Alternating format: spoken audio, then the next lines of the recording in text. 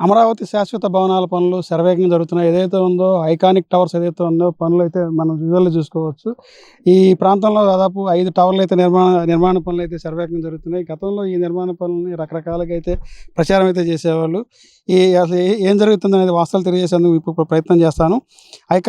Iconic సచివాలయ భవనాలపై వైశాల్యాన్ని కేవలం 52.20 లక్షల చదరపు అడుగులకు తక్కువగా చేసి చూపిస్తూ నిర్మాణ వ్యయాన్ని భారీగా పెంచి పెంచి చెప్తున్నారు. పరిపాలనా సౌలభ్యం కోసం నిర్మిస్తున్న ఈ 5 ప్రభుత్వ టవర్ల వివరాలు చూస్తే, ఈ జీఐడీ టవర్స్‌తో పాటు మొత్తం 5 టవర్లయితే ఉంటాయి. వివిధ ప్రభుత్వ శాఖాధిపతుల కార్యాలయాల నుంచి నిర్మిస్తున్న మిగిలిన 4 హెచ్ఓడి టవర్లు ఒక్కొక్కటి 39 అంతస్తులు ఉంటుంది. 39 ఫ్లోర్ల చొప్పున నిర్మించబడుతుంది.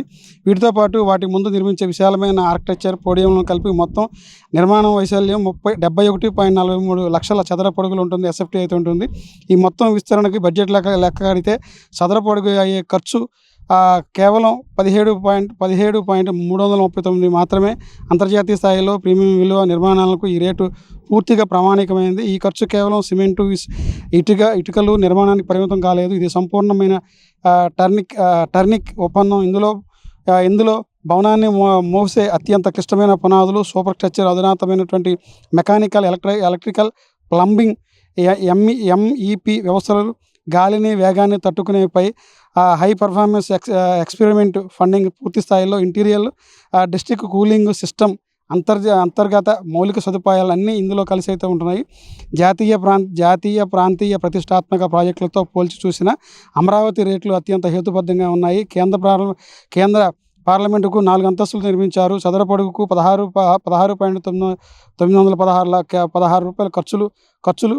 కేంద్ర పార్లమెంటు భవనంతో పోలిస్తే అమరావతి భవన నిర్మాణాలు గాలి ఒత్తిడిని, ప్రకృతిని, విపత్తులను తట్టుకోవాల్సిన అవసరం ఉన్న 250 మీటర్ల ఎత్తులో 47 అంతస్తులు, 39 అంతస్తుల భవనాలు ఐకానిక్ టవర్లుగా నిర్మితమవుతున్నాయి.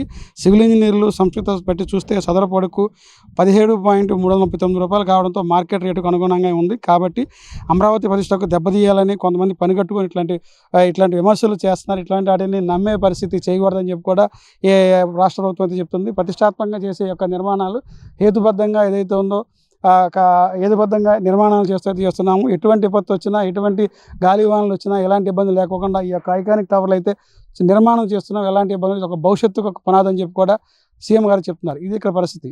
కెమెరామెన్ చంటితో Raj Kamal, S4 media, iconic tower నుంచి.